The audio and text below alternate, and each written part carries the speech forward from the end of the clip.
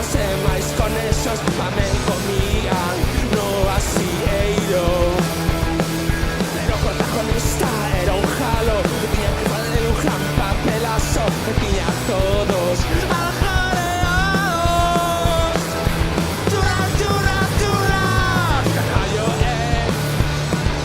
duras, duras, duras, Carballo, non era de pelea ni tampouco de guerra, era un deses calos con moita cresta que carea a liña.